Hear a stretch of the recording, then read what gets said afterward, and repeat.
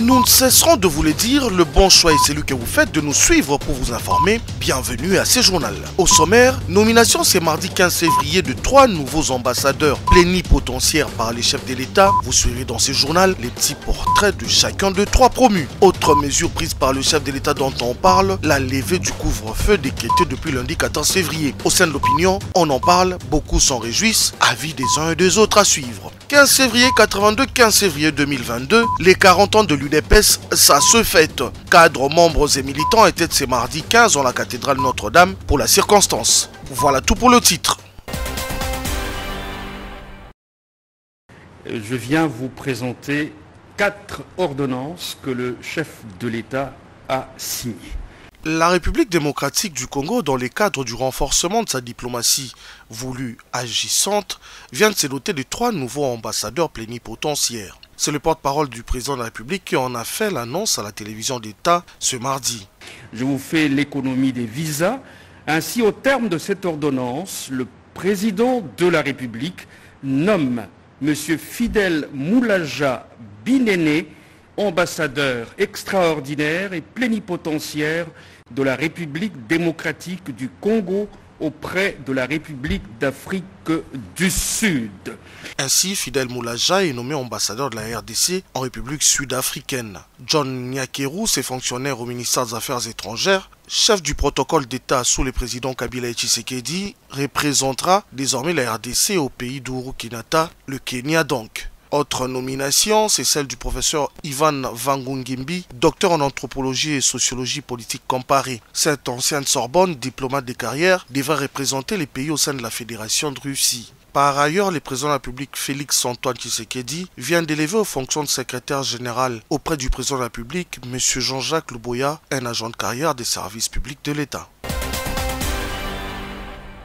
Le genre et l'autonomie de la femme, voilà qui était au cœur de la séance de travail qu'a eu ce mardi le Premier ministre Sama Lukonde et la délégation des ambassadeurs féministes. Conduite par l'ambassadeur du Canada en RDC, cette délégation est venue s'enquérir des efforts fournis par le pays en matière d'égalité entre le genre, de la place de la femme dans la politique et les institutions, mais aussi sur d'autres points comme la question de violence basée sur le genre et la perspective de l'intégration de ces aspects dans la loi électorale. Le Premier ministre qui a su présenter les progrès réalisés par la RDC, mais aussi et surtout par son gouvernement en la matière, a su bien convaincre ses interlocuteurs qui n'ont fait que constater l'engagement de la RDC sur les questions liées à la condition de la femme. Donc il y avait ici, vous voyez, un important engagement de tous les ambassadeurs qui s'est reflété aussi par une réponse de très haut niveau par le Premier ministre. Par où on peut commencer? Bien, il y a plusieurs éléments dans le programme du gouvernement qui sont déjà là,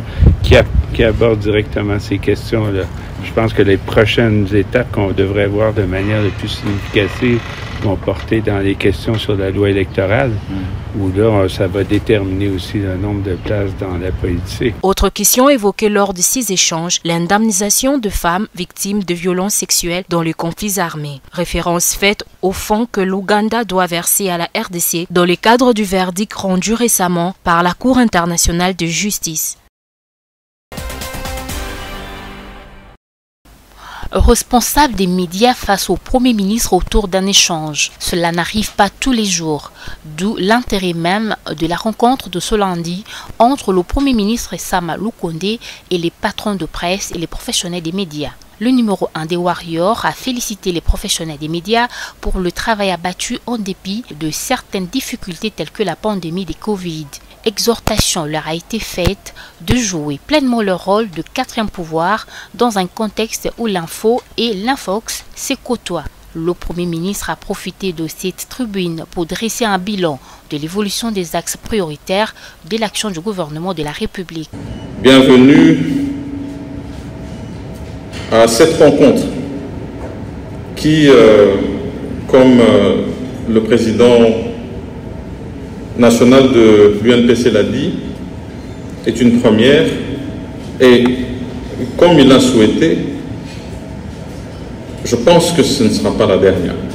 Au-delà de ces mots de bienvenue, je voudrais aussi donner un mot de remerciement. Remerciement vis-à-vis de tout le travail que vous abattez dans un contexte assez difficile parfois. Et on a insisté sur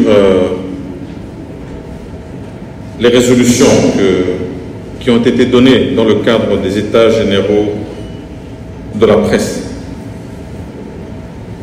Et ici, c'est justement pour faire suite à l'élan du président de la République qui s'est engagé auprès de toute la presse nationale congolaise d'apporter son accompagnement. Et bien sûr, au gouvernement de la République d'en faire le relais. Relais qui doit d'ailleurs s'inscrire dans le cadre de la redevabilité. Outre les hommes et femmes des médias, cette rencontre a connu la participation d'autres membres du gouvernement. Le souci exprimé par le bureau de la Commission électorale nationale indépendante pour surmonter les contraintes liées à l'organisation des prochains scrutins constitue une préoccupation auquel le gouvernement veut et tient à faire face. Le sujet a été évoqué par le Premier ministre. Cité lors de la rencontre entre le chef du gouvernement et la presse. Le gouvernement promet donc d'accompagner le processus électoral tout en demandant à la CENI de présenter un budget réaliste. Nous avions, nous, garanti l'accompagnement de la CENI, parce que le gouvernement responsable et puis le gouvernement qui s'est engagé à l'organisation des élections dans le délai constitutionnel.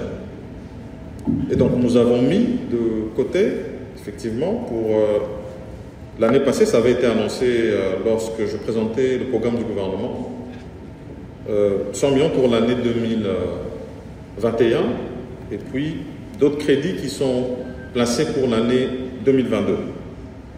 Et lorsque nous sommes en discussion avec la CENI, il est aussi question de la rationalisation des dépenses des deniers publics. Parce que n'oublions pas que c'est un 4e cycle. La CENI, qui est d'ailleurs l'une des organisations ici en Afrique la mieux implantée dans le cadre de ces élections, devrait nous amener vers un budget qui soit le plus réaliste possible, du fait de notre passé. Et donc, aujourd'hui, vous avez vu, et je pense que ça a été annoncé par la CENI, les dernières élections que nous avons connues dans ce pays ont été organisées avec près du milliard de dollars. Et pour 2022, le budget nous proposé est de 640 millions de dollars par la CENI. Ça, c'est 2022. On n'a pas atteint 2023, et donc on se rend compte qu'on risque d'atteindre la même expérience. Et donc nous, et heureusement qu'on discute de manière le plus responsable possible avec les responsables de la CENI, pour qu'on puisse rationaliser les dépenses et aller vers ces décaissements trimestriels. Ce sont ces échanges qui se font actuellement, et vraiment toute la volonté du gouvernement, c'est d'aller vers un processus apaisé qui finalement puisse avoir la confiance de tous. Et pour cela, il faudrait qu'on puisse non seulement garantir le financement au niveau de la CENI, comme ça ils peuvent aussi garantir le reste de la population. Après plus d'une année depuis son instauration dans le cadre de la riposte contre la Covid-19, le couvre-feu est officiellement levé le lundi 14 février 2022. L'annonce a été faite par le porte-parole du gouvernement après la réunion du comité multisectoriel de lutte contre le coronavirus, réunion présidée par le chef de l'État Félix Tshisekedi. L'actualisation des principales mesures ce soir, la levée immédiate du couvre-feu sur toute l'étendue du pays, sauf pour les provinces sous état de siège, la suppression de tests Covid-19 à l'entrée du territoire national pour tout voyageur complètement vacciné, la suppression de tests Covid-19 pour tout voyageur vacciné totalement à l'intérieur du pays, donc pour le vol domestique. La levée de cette mesure ne signifie pas la fin de la pandémie, donc l'observation des mesures barrières reste de rigueur, a précisé le coordonnateur de la riposte. Je suis heureux ce soir de vous annoncer que la 4e vague causée par le variant Omicron est derrière nous. Et donc, cela ne veut pas dire que la pandémie est terminée. Nous devons être vigilants et, comme l'a dit notre ministre, continuer à observer les gestes barrières. Entre-temps, le numéro 1 de la police ville de Kinshasa n'a pas manqué de mettre en garde toute personne qui s'adonnerait aux violations des autres mesures restées maintenues. Instauré depuis le 18 décembre 2020 dans le cadre de la riposte contre la Covid-19, le couvre-feu a été élevé le lundi 14 février 2022. Une décision qui soulage plusieurs Kinois, compte tenu de problèmes auxquels ils faisaient face sous cette mesure exceptionnelle, notamment les embouteillages devenus la routine de chaque soir dans les artères de Kinshasa. Vous savez, il y a certains bars, certains hôtels, les vendeurs nocturnes. C'est vraiment très bénéfique pour eux. Mais quand ça, ils n'ont bien parce que les gens ont empêché de me délai aux autres ils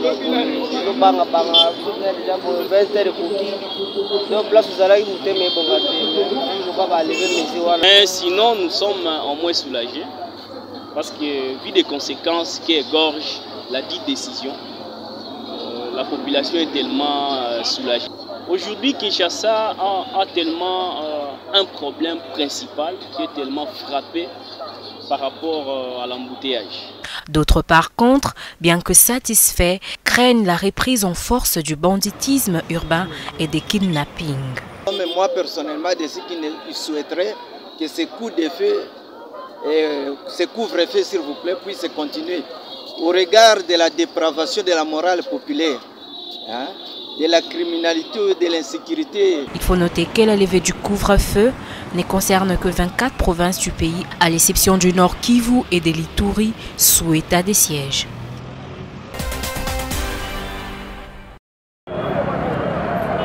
15 février 1982, 15 février 2022, déjà 40 ans passés depuis la création du parti politique UDPS, l'Union pour la démocratie et le progrès social, d'où la célébration en ces jours d'anniversaire d'une messe d'action des grâces en la cathédrale Notre-Dame de la commune de Lingwala. Messe célébrée par les vicaires de cette paroisse, l'abbé François Madinga, et à laquelle ont assisté les cadres et têtes de proue de l'UDPS, des militants et militantes du parti et d'autres regroupements politiques alliés. Dans son homélie tirée des Saintes Écritures, précisément de l'évangile Saint-Marc, au chapitre 10, verset 31-48, l'officiant du jour a appelé les dirigeants de l'UDPS à considérer ses 40e anniversaire comme l'âge de maturité atteint par ces partis et de la grâce de Dieu. 40 ans, âge de maturité, 40 ans, âge de sagesse, 40 ans, âge de remise en question de son parcours de vie, 40 ans, âge de rechercher la paix avec tous, 40 ans, âge de pardon et de réconciliation. Pour son mot des circonstances au nom du parti, le secrétaire général de l'UDPS, Augustin Kabouya, a remercié l'assistance pour sa présence remarquable à ces cultes d'action des grâces. Je fais en retour remercier tous les combattants et combattants de la grande famille de l'Union pour la démocratie et le progrès social qui ont accepté notre invitation, sans oublier toutes les autorités de la République, en commençant par les excellences, les honorables députés, les membres du cabinet du chef de l'État, les chefs des entreprises et d'autres responsables que je ne vais pas citer. 15 février 1982, une date qui rappelle un pan de l'histoire de la République démocratique du Congo, alors Zaïre, sous la houlette du feu, le maréchal Mobutu Sese Seko.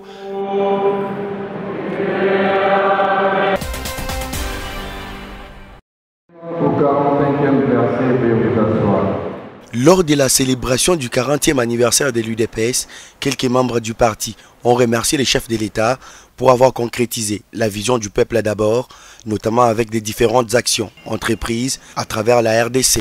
Nous sommes dans un état de droit. La preuve, c'est qu'aujourd'hui, il n'y a pas de prisonniers politiques.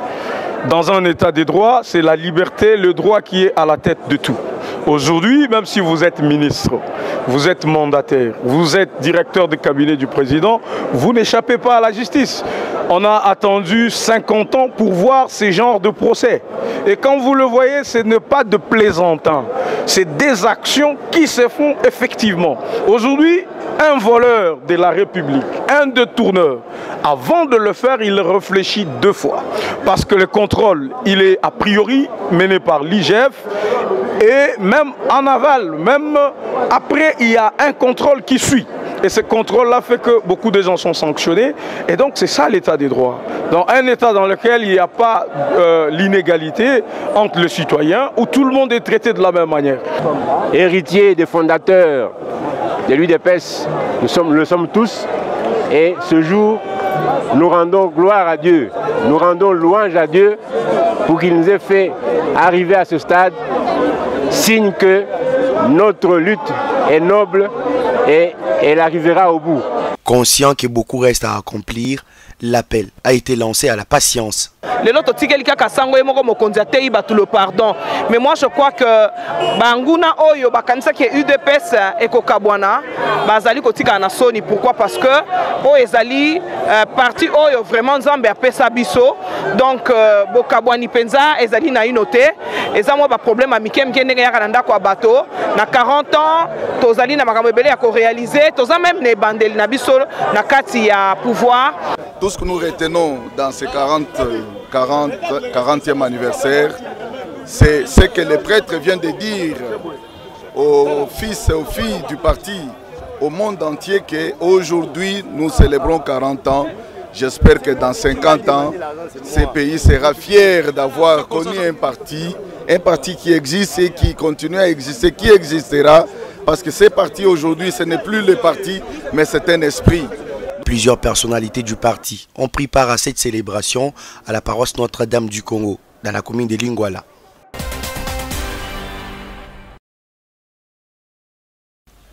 L'Alliance pour la bonne gouvernance affûte déjà ses armes pour gagner les élections prévues en décembre 2023. Voilà pourquoi l'autorité morale de ce parti politique, Jonathan Ouattara-Bialoussouka, a entamé une tournée politique qu'il a conduit les dimanches dans la commune de Kimponseke pour communier avec le cadre et membres de sa famille politique. Élu de la Tchangou, le député national Jonathan Ouattara a appelé ses membres à l'unité, mais aussi à soutenir les actions du chef de l'État pour un triomphe au prochain scrutin. C'est un discours d'abord de sensibilisation, un discours de soutien au chef de l'État et à ses actions pour que le Congo se retrouve derrière lui. Un discours aussi de confiance mutuelle entre nos Congolais pour que nous ne tombions pas dans les pièges de nos adversaires qui veulent aujourd'hui créer du désordre au Congo. L'ABG, c'est un parti de masse, c'est un parti de paix, c'est un parti de la bonne gouvernance et nous voulons le développement du peuple congolais derrière Félix Antoine. L'autorité morale de l'ABG a mis en garde tous ceux qui sèment les désordres au sein du parti politique. L'ABG, c'est une force incontournable dans Tchangou. L'ABG, c'est la première force. J'ai entamé une tournée qui va m'amener à travers toute la ville de Kinshasa pour m'enquérir de la santé du parti. Aujourd'hui, je suis à Kimbansek et vous avez constaté l'ambiance qu'il y a dans Kimbansek. L'ABG reste l'ABG. Tous ceux qui vont chercher à bouger l'ABG, ils seront en face d'eux avec le feu de Jésus-Christ. Après Kimbanseke, le député national Ouattara-Bialoussouka entend s'y rendre dans d'autres communes de Kinshasa avant de se lancer dans le Congo profond, toujours dans le cadre des mobilisations en marche des élections.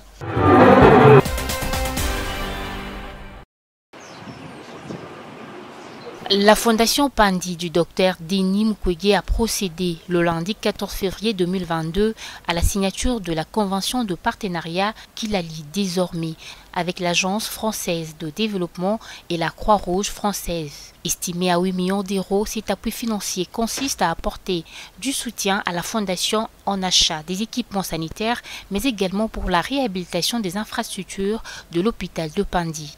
Tout s'est passé sous la vigilance de Véronique Kilumba, Kouloum, vice-ministre de la Santé. C'est quelque chose qui nous va tout droit au cœur parce qu'au moins nous savons que l'hôpital de Pandi dont il s'agit exactement ici, c'est un plus et il va vraiment s'améliorer pour que toutes les personnes bénéficiaires aient accès à cet hôpital dans de bonnes conditions.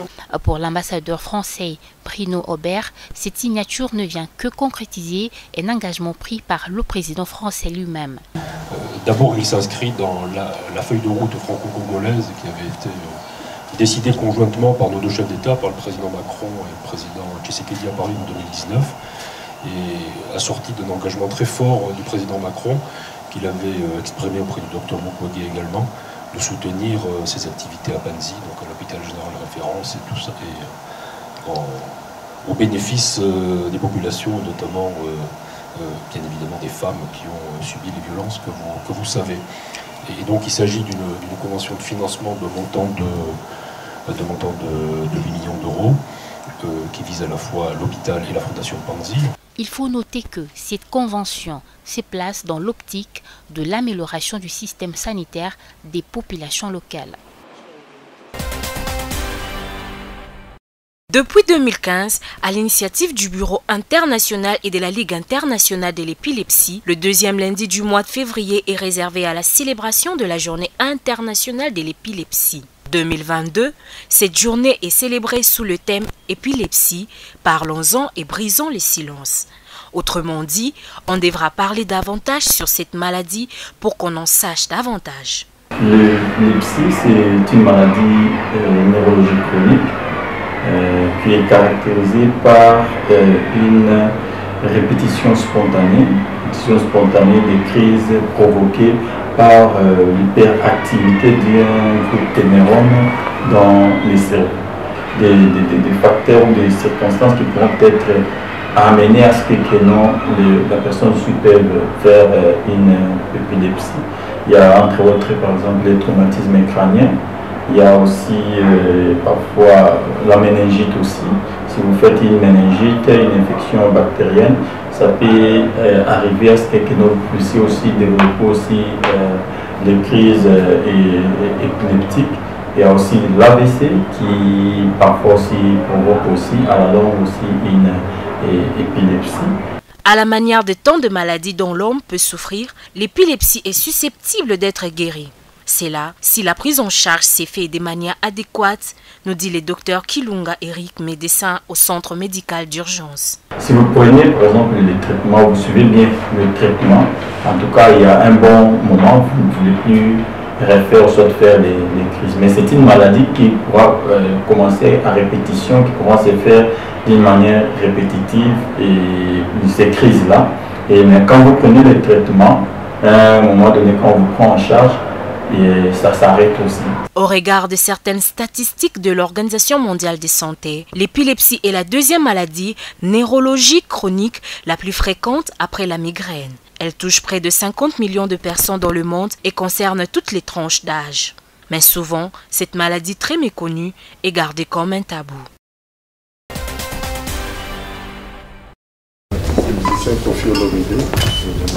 Légende de la musique congolaise et africaine, l'artiste musicien Antoine Christophe Agbwepa dit Koffi Olomide, élevé récemment au rang d'ambassadeur de la culture congolaise, est venu remercier l'artisan de son élévation, le président Félix-Antoine Tshisekedi Tshilombo. Ce géant de la rumba congolaise est détenteur depuis quelques jours d'un passeport diplomatique, mesure déjà l'immensité de la tâche lui confiée. J'ai eu la chance et l'honneur d'être reçu par le premier des Congolais, qui a bien voulu m'octroyer un passeport diplomatique au titre d'ambassadeur de la culture du Congo. Et pour ça, je suis venu lui dire merci du fond du cœur. Je me sens imbu de la responsabilité d'être correct, de me comporter beaucoup plus dignement que je ne le faisais en tant qu'ambassadeur de la culture. Pour le reste, je suis un bébé ambassadeur. Donc je vais demander aux experts en la matière d'accepter de me rencontrer pour que je m'imprègne de la valeur d'un ambassadeur digne de ce nom. J'ai ma petite idée, mais je suis un profane en la matière.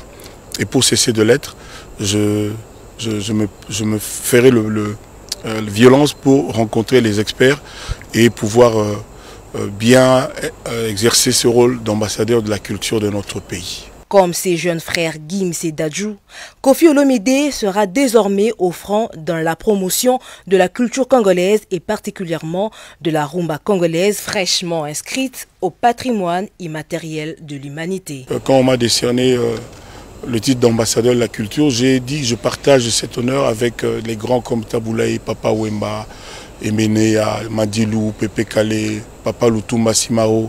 Donc je partage cet honneur d'être ambassadeur de la culture avec eux et aussi avec beaucoup de ceux qui sont encore en vie, qui mériteraient aussi ce titre. L'artiste musicien en a profité pour présenter au chef de l'État son tout dernier trophée de légende africaine issu aux awards organisés il y a 2 mois au Nigeria. À travers ses ambassadeurs, la République démocratique du Congo se doit de consolider les acquis de sa récente mandature à l'Union africaine. Acquis qui gravitent autour de la promotion de l'identité culturelle africaine. Fin de ce journal, merci de l'avoir suivi.